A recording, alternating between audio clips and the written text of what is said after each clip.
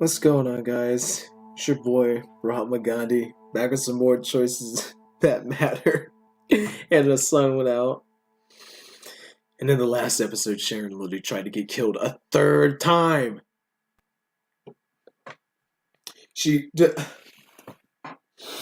And now she's missing an eye, and she won't go to a damn hospital. She needs to go to a hospital. She needs to get her eye fixed. Okay, so in the last episode, I said that I was not okay with her doing that, and then this is her response. Sharon scowled at me. What was I supposed to do? Let that poor kid just die in front of me? My eyes felt dry and scratchy as if I'd cried out all my tears. I don't know. Maybe? Sharon frowned in concentration, choosing her words carefully. If I'm ever able to stand and watch someone get murdered in front of me, then I may as well be dead because I won't be Sharon anymore. I bit my lip, trying to find a weakness in her argument. I failed. It didn't help that Modi failed too. Now is a good time to go to the hospital, I said, before your eye gets infected. It has been feeling a bit dodgy, she admitted, and we went together right away. Thank God!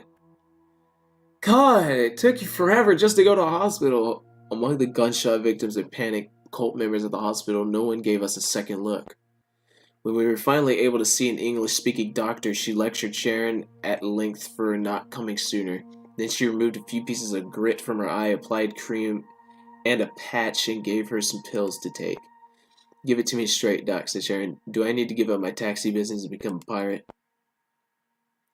Said the doctor. No, not at all. You'll be able to open it a little in a few days and should be fully recovered in a couple of weeks.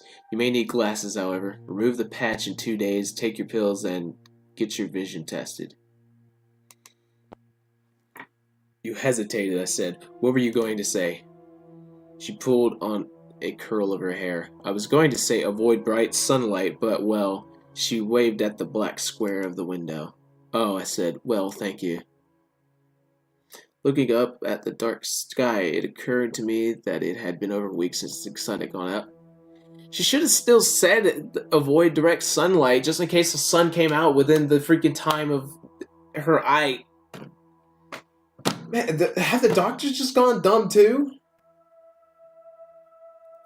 Okay, it's been over a week since the sun had gone out.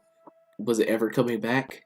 People seemed to be losing hope that it was coming back, even the victorious. I wondered if Santiago had finally lost his charm. I think he is. Modi, please. I need to know if she's going to kill him now or not. Putting you through now, teacher. Hello, came Domina's voice. Have you killed him yet, I asked. Not yet, she said, but your Australian friend was very helpful. The tide is turning. Turning? I said. He just opened fire on his own followers. Settle down, she said sharply. It's under control. How many people have died since I paid you? I yelled at her. Not enough, apparently, she said tartly. Don't contact me again. I know what I'm doing.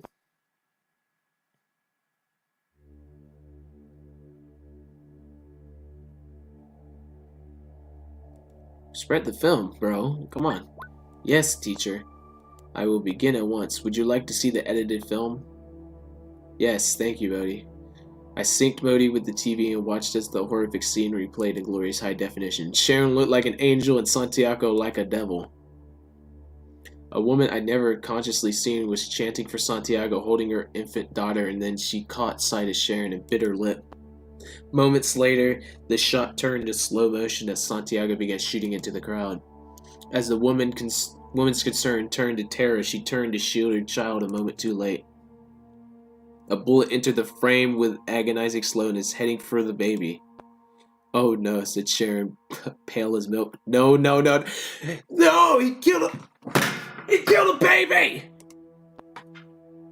The bullet struck the baby in the cheek, tracing a red line across her face and exposing the naked gums underneath. Abruptly the sound came back on. A screaming crowd, a screaming mother, a screaming baby. They killed a baby! He shot a baby! The confusion as the crowd ran to escape the murderous leader. A few moments later, the screen went black.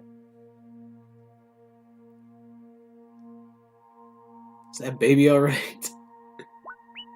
She's still in surgery, teacher. Oh god. Modi, I said, trying to shake off the horror of the film. That was excellent. It's the kind of film that could change people's minds about Santiago. Thank you, teacher. Oh my god.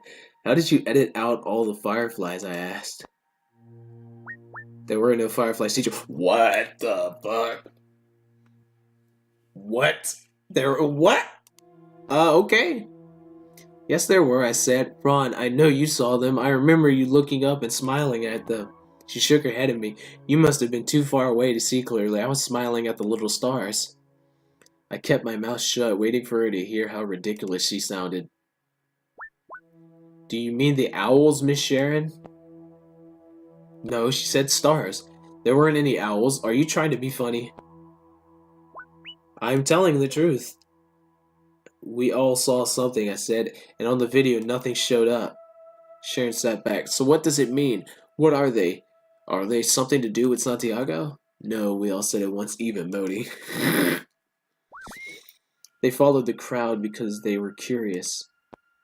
They tried to understand Santiago, but failed. I remembered how they sort of bounced off him, I said, but I wouldn't have read so much emotion into their actions. They told me what they felt. What? What do you mean? I said, unable to keep the skepticism from my voice. The owls talked? What language did they use? Binary. Binary code? Okay, I said, there's something seriously peculiar going on. Agreed, said Sharon. Let's try and find them. What do you think they are? We're not going to be able to find it. Sharon turned towards me, but addressed Modi. Tell us everything you know about them.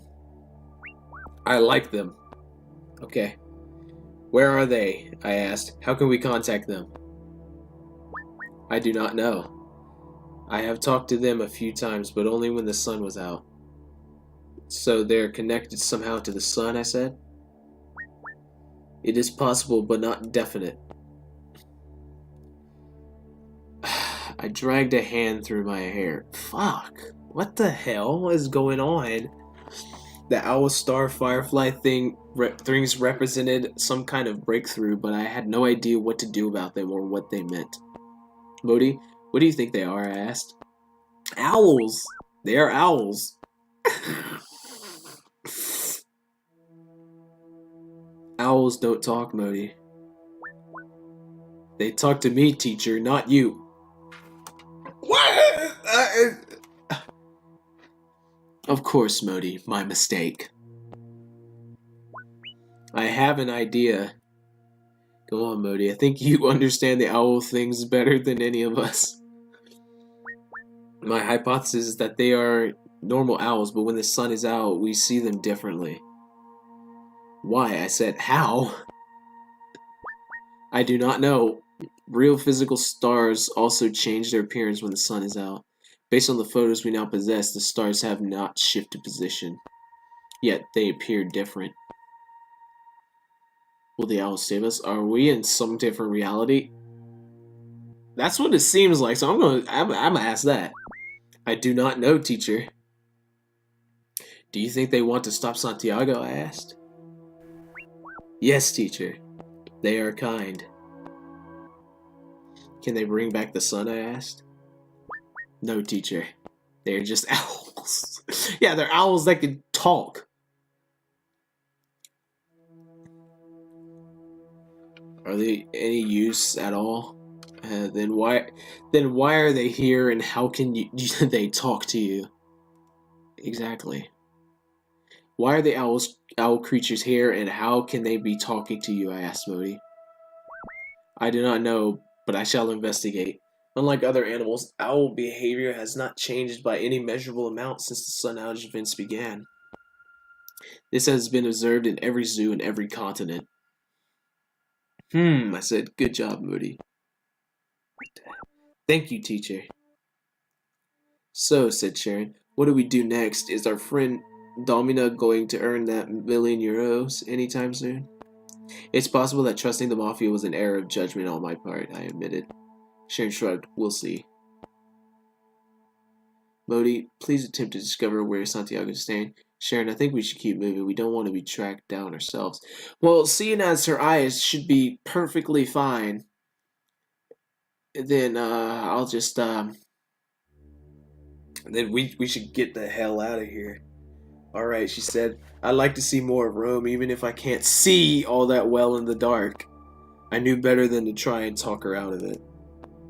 Modi, I said, where do you think we should go? Security cameras show that Mr. Santiago is located in an open square in the center of town. I believe he is setting up for another rally. We can get there early, said Sharon, her eyes glowing with the thrill of a chase. I sighed at her. In Santiago's eyes, she was the prey, not the hunter. I shivered with a premonition of harm. God. As if I needed a premonition. With Santiago specifically targeting my friend. Use the extra time to get to the stage. Use the extra time to get a good vantage point. We used an array of public vehicles to get us to the center of town as quickly as possible. Do you think this is it? Sharon asked me, breathless with excitement. Do you think this is the day people finally turn against Santiago? Sure, I said, only half listening. Maybe. Fireflies were scattered sparsely around the area. A group of them were lined up on the edge of a nearby roof. Modi, do you see something over on that roof? Yes, teacher, there are a row of owls staring at us. Did you know Flying Falls has a legend about a dream place where wise village elders would consult the stars for their divinations? These stars would take the shape of spirit owls and speak to the village elders in the dream place. I see, I said slowly. Flying Falls had legends? I wasn't sure what to think of it. It sounded nonsensical, but given what was happening with the firefly owls, which did look like stars when viewed from below, I wondered if I was somehow in the dream place right now. That could explain why I saw fireflies while Sharon saw stars and Modi saw owls. The crowd thickened around us like sauce on a stove. I shook my head. I shouldn't be distracted. We had Santiago to deal with. We wiggled through small gaps, struggling to stay close together as we cut through the mess of people. Soon we had a brilliant vantage point in the corner office of some high-up office workers who would probably be furious when he realized something had moved all the framed portraits of his bulldog to one side. A few other rallygoers had also managed to get inside and were sticking out their own sections of plate glass windows so they could see the foreshortened figure of Santiago on his stage, as well as keeping good view of the ubiquitous giant screens. I think I said that wrong, but I don't know. I don't even remember what I said, so whatever. All around the square, facing both inwards and outwards. Trust Domino and wait for her to make her move. Give up on Domino and make your own plan. I trust her, even though she's part of the Italian mob. Don't worry so much, Sharon said with a shrug. She'll be right. The Victorias had changed. Not so long ago, they had been desperately supplicant, throwing themselves on Santiago's lavish promise of sunlight and safety. Now they darted quickly, suspicious glances at one another and at Santiago. The sparkle had dulled, and they weren't quite as taken with their cult or its leader. They still hoped he held the answers, but they knew he was a snake that could turn on them at any moment. Modi, I said, can you hack those giant screens and play a video? Yes, teacher.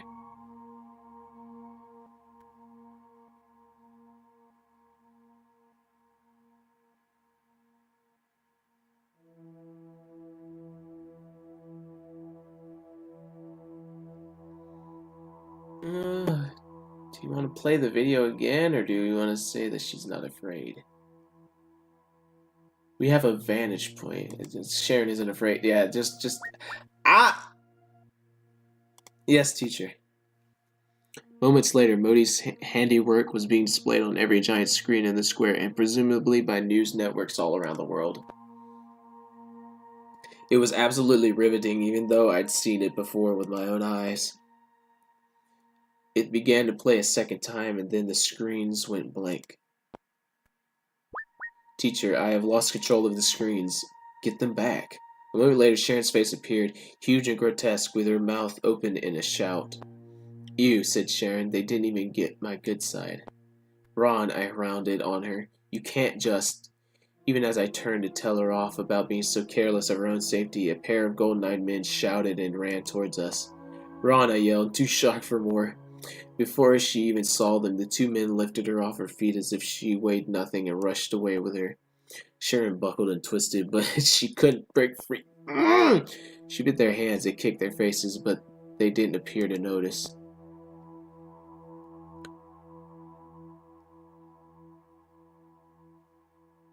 I run after her, make for the stage to intercept her. Intercept. We're going for an interception.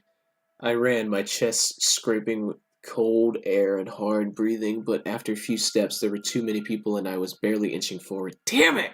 Should have followed. Everyone moved out of Sharon's way, pushing me backwards without even knowing I was there. Ron, I yelled, I'm coming for you. The men tossed her up on stage, leaping up easily to take hold of her again. I saw fireflies dripping and swirling around her, massing in an orbit as if to shield her from harm.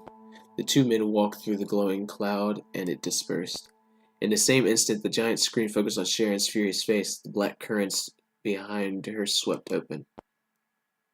Santiago strolled on center stage. No! Oh! No! Santiago and a gun. Oh, the anger dropped away from Sharon's face and she stopped struggling and stared straight at the camera, begging silently for help.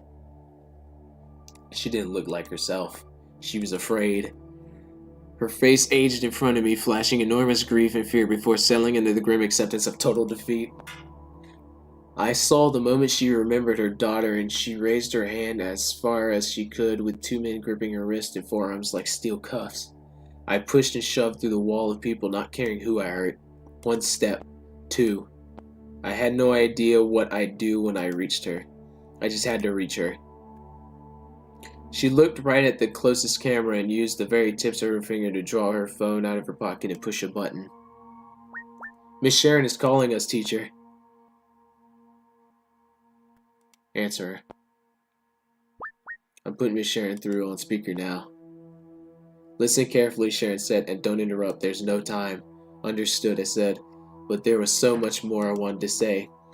Tell Chrissy from me not to be afraid. Tell her I love her and I'm sorry. She was right about me being stupid to keep whizzing about taking risks. Tell her she still looks good in purple no matter what she thinks.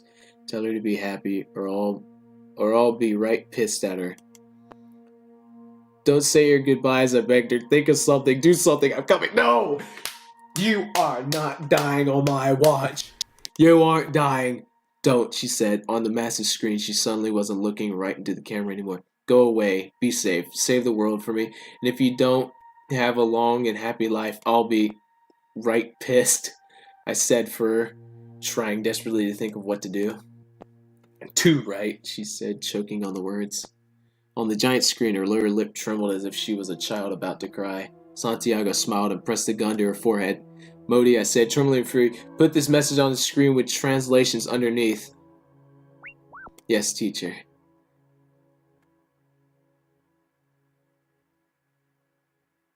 I'll do what you said, Sharon. Don't hurt her, I'll do anything you want. No. He might get distracted by that. I'll do what you said, Sharon. Sharon looked right at the camera again, knowing exactly who had put their message up on the screen for everyone to see. Her mouth worked as if she was trying to smile but couldn't quite do it. Her eyes filled with unshed tears, and she bowed her head in surrender. I think what's about to happen is Domino's about to take out Santiago. I think it's about time that he gets taken out. The single white spotlight on her and Santiago expanded, showing the grim faces of the two men holding her. It flooded the entire stage, showing the wrinkles and creases in stage hands tape holding it all together. Wider still, it blinded the victorious closest to the stage, showing their features in such detail that I felt I remembered their faces for the rest of my life. Then it filled the square with light, throwing blades sharp shadows and making the buildings glow as if they were freshly made. If she dies, I'm about to actually cry though. Honestly, it wasn't the spotlight. Santiago's being abducted by aliens. It was the sun. The sun is back. I felt familiar warmth on my face. Sunlight. Teacher, the sun. Come on. Is the sun gonna stop him from murdering someone right in front of him? I looked up and was instantly dazzled. My eyes stung and streamed with tears. I blinked and blinked, looking at the stage, looking for Sharon. She was weeping for joy, made even more beautiful as the sun shone on her tears. With infinite gentleness, she slipped her arms out from the slack hands of her captors. As tenderly as a new mother, she took the gun from Santiago's hand and passed it to someone off the stage. Modi, I whispered, another message in all the most common logical languages, please. Yes, teacher. Hearts. The sun loves you, Sharon. Don't say goodbye, Victor. My words appeared in enormous black and white all around the square. Sharon really did smile this time. Dozens of owls flew away to whatever nest they purchased they preferred during the day. It was day, real daylight, at last. Sharon winked at me via the camera, then jumped neatly off the stage in the crowd, heading away from Santiago.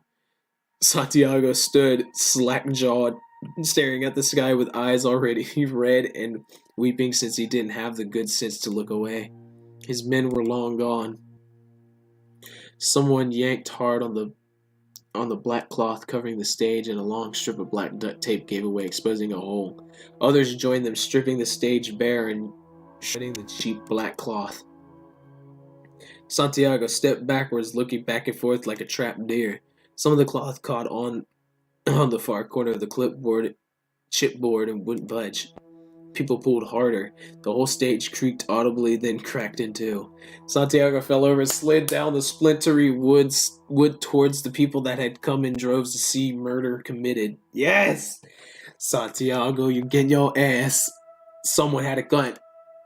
I heard a shot and saw Santiago's face on dozens of enormous screens as the bullet struck. He covered his bloody face with both hands, wailing in agony. His microphone was still switched on, and his death scream spewed out from all the surround sound speakers and set clusters across the square. He was shot again, this time in the chest. His blood bubbled out of him. People surrounded him. They punched and kicked him, stripping off his jacket and shoes and tie, and then trampling him as more of the crowd pushed inexorably forwards. The closest camera dropped on the ground, catching one last shot of Santiago's lifeless body as the crowd pressed on towards Vatican City. They didn't notice that he was under their feet and already past any further punishment or pain. I saw someone drop their gun beside his body, just a glimpse of a well-manicured hand and the leg of a tailored suit. Domina. It's gotta be Domina. The leg walked away, leaving Santiago to rot under the glorious sun. Yep. Congratulate Domina. Right away, teacher. Oh, poor Mr. Santiago. I let that comment slide since I wasn't charitable enough to comfort Modi about Santiago's death. Did you miss me? It was Sharon. I threw myself at her in a bear hug. She turned, holding on an unusually long time. I confessed I was a teensy bit concerned for a moment there. I don't know what I would have done if the sun hadn't returned in time, I said. Didn't I tell you she'd be right? She said. Yes, actually, you did, I admitted. So, gelato? Let's get out of here. I'm going to end the video right here, but,